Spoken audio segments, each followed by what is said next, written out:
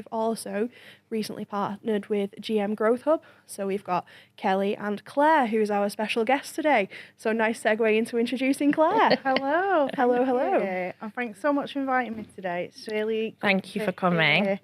All the amazing stuff you've been doing, but I've actually been able to see it because I've obviously been coming into the business and really embracing your culture, which has been fantastic. So thank you for having me. I'll tell you a little bit about what I do for those that don't know. So I'm workforce development specialist for Greater Manchester Business Growth Hub. And basically what I do is work with employers all around their people plans. I'll do a lot of upskilling and development. And we'll look at things like, are the people happy? How can we make the employment a really good place to work? What can we look at? So we look at things like what are you offering? And we work with the Good Employment Charter to make the companies that we work with great places to work. And there's lots of different areas of the Growth Hub. It's not just workforce development like what I do. We've got loads. We've got innovation. So if you're developing a new product, we can link you up with the local universities and look at that for you. We've got, if you're a new business starting up, we've got our Enterprise in You programs that can really sort of handhold you through what that looks like, starting up a new business. We've got, if you need help with lending and finance, we've got work around that. We've got specialist teams who work in manufacturing that can go in and look at the manufacturing programs. I could go on forever talking about everything we do, but I won't. But you can obviously access Business Growth Hub support. If you are a business in Greater Manchester, you can go on our website and see it all. But specifically, I work in Tameside with female and male business owners, and I kind of probably for about 20 years have worked with businesses, and I've really seen a bit of a shift around what used to be a very, very male environment. Actually, there's lots of women popping up now in business, and it's starting to be embraced, and it's, it's really, really pleasing to see from my point of view. Excellent. So a little bit more about you. How did you end up at the Growth Hub? Well, that's a long story. I'll try and make it short, and I'll try and make it relevant to obviously what we're talking about today. So I spent most of my career in retail banking. So I worked for a local high street bank, started when I was 20 as a cashier. Absolutely loved working for the bank. They were very, very supportive, put me through loads of training courses and really helped me to develop as a person. And I think that's probably where my interest in actually upskilling staff for retention and all that piece of work has probably come from. It's very deep rooted. So I worked there for about 17 years, I'd say. I finished as a bank manager, so a lot of responsibility. I had 2 branches, so I had a bank in Bury and one in Ramsbottom, team of people working under me. And absolutely very happy, secure in my role. Had met the person that I was going to marry, and I was going to, we got pregnant basically. And then all the managers got called into a meeting just randomly up at near Manchester Airport, and we all got told that basically they were closing a lot of the branches in the area. So basically we were all at risk of redundancy. And when I say at risk of redundancy, there was no... It means it's happening. Yes, there were no branches left to work in. But that must have been really scary, being pregnant and losing your stability. Yes, it was terrifying. It was all I've ever known. It was all I felt like I'd worked my career to get to this point where I felt secure. We'd finally got pregnant, and then all made redundant. So basically, I ended up in the position where I'd been made redundant. At this point, I was 6 months pregnant, and actually, I didn't feel like I could apply or look for a new job being a pregnant woman. Mm-hmm. And, when I was reflecting last night on what I might talk about today, and I thought, when we talk about equality and feminism and however you want to wrap it up, ultimately, it's the fact that, as a woman that is pregnant, I wasn't able to look for a job, and that piece of security that I thought I kind of had in the bag, I didn't have, and it did put a sort of layer of worry over what should have been a really good time in my life. So moving on from that, eventually I had the baby, etc. When I did decide I wanted to go back to work, I found it quite a struggle because I didn't want to go back full time. Yeah. And I think a lot of, mothers, when they have a child, they do potentially want to look at their hours. And there was just nothing out there that met my skill set. That was going to be compressed or part-time hours. There was just nothing. So the result of that was I had to take a significant pay cut, which I had to take to obviously to do the hours that I wanted to work. So I worked 3 days a week, which was what I wanted. Unfortunately, my big bank manager salary had gone down the drain. You were reflected of 3 days a week pay. Yeah. Yeah. So what... I worked at this place and I absolutely loved it. It was a great place to work. But when I did decide that, financially, me and my husband needed some money coming through the door. I mean, I was the breadwinner in my family prior to this. My poor husband didn't know what happened. He's now got to go. I know, but this is, again, the conversation about the female being the breadwinner. It doesn't normally happen because it's not... Well, women have to take career breaks, don't they, to have children? Yeah, I'm the breadwinner in my house. Yeah. And it's like, it's stop-start. I've had 2 children, so I've had 2 career breaks. I went to university, put myself through all of that, had a really good job. My partner earns more than me, and no disrespect to him, he didn't go to university. And he does earn more than me because he's not had a career break. I've had to stop and start a few times to have kids. I'd say it was unusual for the woman to be the breadwinner because of that reason, probably. It is tricky. Mm-hmm. So I had resigned myself to the fact if I wanted to bring more money in, I'd have to work full time. But at this point as well, I was also like, I need a job that is going to offer me some really good benefits. Like, I'm not just working somewhere where I might have an okay salary, but I want to be able to get my daughter. I want to be able to show up. I want to be present for her. I want to go to her assemblies. I want to, I don't have that flexibility. Absolutely. Be a working mum, not just a working person. Well, yeah, this is it. So the Growth Hub has got loads of fantastic benefits for being female, and just even if, for anybody really. And when I went for the interview for the role, they was having a conversation about how, we're amazing, we offer you all these compressed hours and you can do flexible working, and we really support working mothers. And I was like, this is interesting. And there's a little bit in my belly that was going, can I do 4 days? I want to do 4 days. I want to do 4 days. But I don't then ask in my second interview. Anyway, they actually, in the second interview, said to me, like, how are you feeling about the hours and days? And I was like, my absolute dream job would be this job, but 4 days. And they basically let me do it, which was just amazing. And I think has set a precedent for, I've been here nearly 2 years now. And, I plan to stay here for a really, really long time. Yeah. I feel looked after and valued as an employee. Yeah. I feel like I'm treated as a person, as a mother that's got a child. They understand that as much as I love Greater Manchester Business Growth Hub, it's not the most important thing in my life. Or, and I think having that understanding, it really makes me want to work hard for them. And having a child is not a hindrance. It's part of life. People have children. Mums have children. So it's not treating women as, second-class employees. It's life, and we should be valued, and we have as much to offer as a man with the same skill set. It shouldn't be any different. Absolutely. I completely agree. So, coming from that, have you faced being a working mum you mentioned a couple of difficulties with you being made redundant.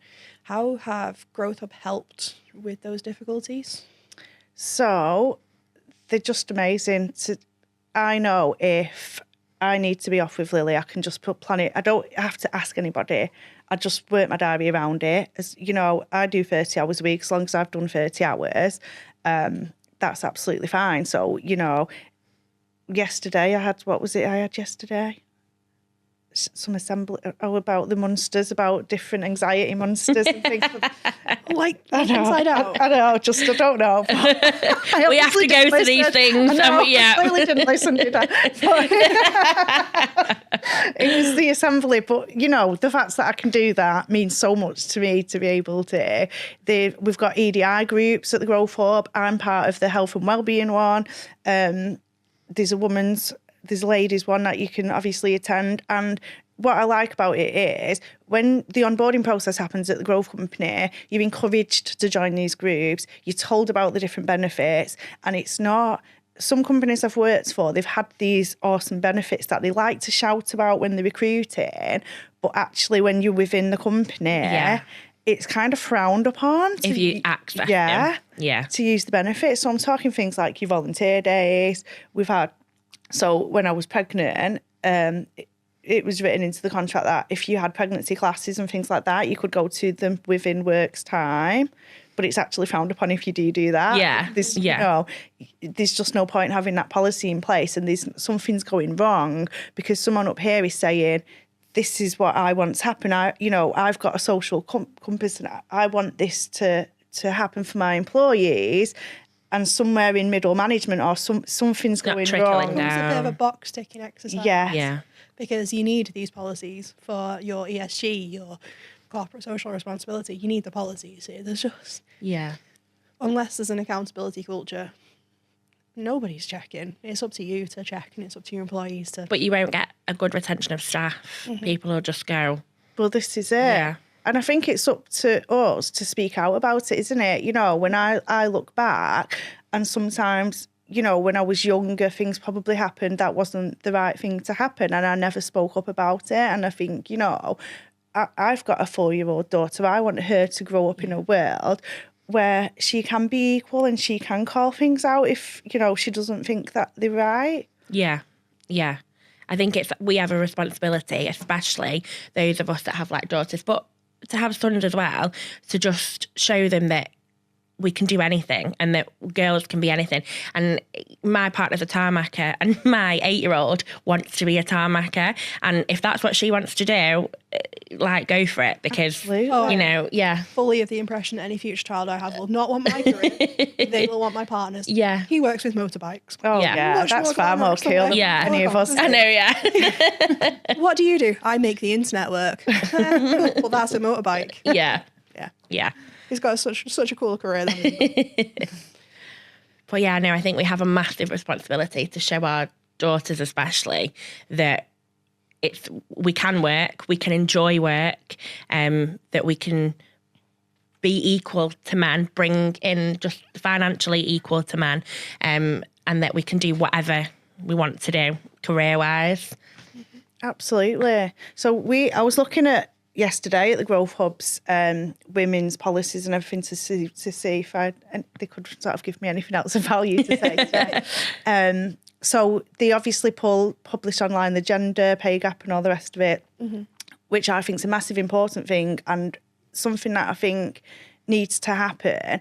Yes, publish your gender pay gap, but publish a plan. But do something about it. Don't just go, okay, this is what ours is. We've ticked that box. Well, the reason we want you to pull those figures together and look at them and publish them is for you to go, that doesn't feel right. Why, you know, and actually do something. So I think that's important to mention. So the Growth Company has 60% women and 40% males working for it. I like those. It's quite interesting. That's a different... because we deliver business support. We've got a lot of real specialist consultants who work for the Growth Company. I mean, when I started working there, I was like, wow, the skill set of the people around me is insane. Like, I'm not going to be the best person here. Very upsetting. Selling yourself. We've worked with quite a few of your colleagues, and the skill set I've come across and just how welcoming everyone has been absolutely amazing. Good. And Clare also has this really fun thing of Clare likes to push you. We've got to be pushed as women, haven't we? Yeah. Yes. Yeah. Claire is actually pushing me to go very much out of my comfort zone in March. So what are you getting me to do, Claire? So I work in Tameside, so we organise a lot of events, and I work very close with a lot of Tameside businesses, and we're holding a brunch for International Women's Day. I think it's on the 7th of March, isn't it? 8th. Is it the 8th? Yeah. 8th. So we'll post the link on the podcast somewhere so you can see it. Below. It's at Tameside College, Tameside 1, and we've invited inspirational speakers, women speakers of Tameside to come and speak. And Sarah, being a woman in tech, is going to be presenting for us. And I know you're going to be fantastic. No pressure. But yeah, It'll be amazing. it's going to be really good. We've also got speaking. I've got 2 girls from the college who are on a construction course. And I think it'll be really interesting to understand their point of view, because I do think there's a real shift happening. Yeah. And I suspect they might say, do you know what? We feel comfortable on the course. We don't feel, Yeah. I think it's not going to be as unusual as As it would be 10 years ago. Yeah. Very interested to see what they've got to say. I know one of the biggest construction companies in Greater Manchester is owned by women. Wow. Yeah. And we've met the owner. Have you? Yeah, she's absolutely brilliant. Oh, I meet so many inspirational women on my travels, as you can imagine. Yeah. I go into businesses on a day-to-day basis. I've got a really interesting job in that, I get to know the businesses inside out. And I work with loads of it, absolutely loads that, have gone through so many struggles, and they've really blood, sweat and tears, the resilience and grit that, I've come across with females is inspirational. What advice would you give to, say, you again, starting out in your career? If you knew then what you know now, what would you tell young you starting out in the world of work? I used to be a right shy little snail when I was, honestly, I had no confidence whatsoever.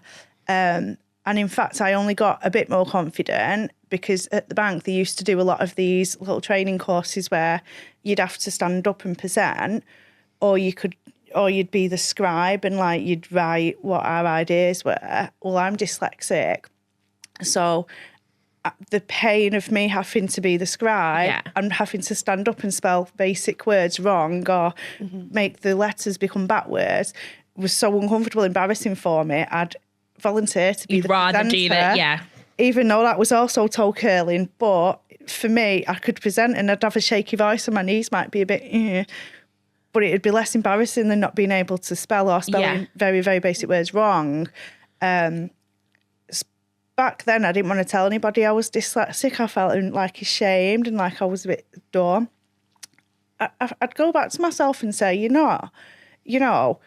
put yourself out there. Nobody's better than you. No. If, it takes hard work and you have to apply yourself. You don't get anything handed on a plate. And if you do, you're very, very, very lucky.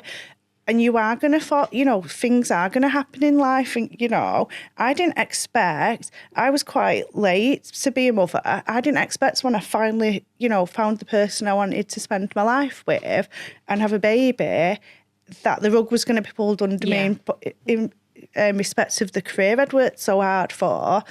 But actually, when you face these, issues and these things that have happened to you, if you look back on the path that you've walked, you can go, I learnt a lesson in that. That happened for a reason, this has taught me to be a better person, to listen, to hear people's stories, to understand what good looks like in the workplace. And it takes you to the destination that you're at now. And I think if the destination you're at now isn't quite where you want it to be, it's okay. You're just on your journey. You've just not got there yet. Yeah. Stop comparing yourself to everyone else around you. Yeah. Yeah. Absolutely. I'm actually going to throw that out for all of us to give the fair. What advice would you give? Just recently graduated Elle. Persevere. Just keep going. Like Claire said, it's not, you're on a journey and there isn't a destination yet, and just persevere and persevere. And it's easier said than done. I think I am outspoken and stubborn and strong-willed because of the adversities I've faced. miscarriages, and I think it teaches you have to just get back up again. You can't crumble. You have to just pick yourself up again and just persevere. And your life might not be on the route that you expected, but it doesn't mean that it's any less or any more. It's just different. I've got a slightly different bit of advice I give 21-year-old me. Stop saying sorry. Stop apologising every time you have an opinion. Yeah. Like, learn to own. You think something's wrong, don't say, I'm sorry, I've noticed. Yeah. No, I've seen that doesn't look quite. You don't hear men doing that though, do you? Like, I don't think men say, I'm sorry, this is an opinion. I don't know in business, I've not come across a man saying, I'm sorry, but. Yeah, but, you're right. Yeah. I've really, really tried to stop saying sorry. Yeah. And I catch myself doing it still now. As you might know, I am quite stubborn. Yeah. And outspoken at work, but I still find myself going, I'm really sorry. Like, I'm sorry, I need this day off. Or, Yeah. I'm sorry, I've been off sick. And, Yeah. Well, no, I've been off. Yeah. Yeah. I'm sorry, I need the extra help. Just stop saying sorry. Or I'm sorry, my child's poorly, or, these things happen. And I think we're lucky, all of us, to work for companies that understand that. But yeah, saying sorry is... Stop apologising for taking up space. Yeah. And it's one thing I'd like to teach your daughters is just take up the space. Yeah. Be there. Be as loud as you want to be or as quiet as you want to be. Nobody, it's not impacting anyone. Just be you. Yeah. 100%. My friend sent me a quote. I'm really lucky, actually. A lot of the companies that I've worked for, they might not have been completely inclusive, or they might have been on the journey to being inclusive, but I've worked with some incredible women. And one of my friends said to me, if you have to water down who you are in that room, you're in the wrong room. Yeah, what a great thing to say. Yeah. It's right, and I think it's right, you need to accept who you are. I'm quite a quiet person. You might not when you don't know me very well, I'm quiet. And, I've often thought I need to try harder to have more of a voice. And then I've realised I don't. One of my skills is listening. Yeah. And, drawing information out of people and observing and digesting. And I think, it's great to have a voice and a presence, but that's not your personality. It's okay to be quiet as well. Yeah. You're allowed to be introverted. Just because we're given this platform, we don't have to be shouty, ranty and screamy all the time, Yeah. I mean, I am all the time to my kids, but So at Red Rock, we do these things called disc profiles, and it gives you like an indication of what kind of person you are. And we laugh that my I sphere, which is how much you like people and being around people, is 2. Yeah, very low. Basically, through the floor. It's the lowest you can be. I was there on the day. Yeah.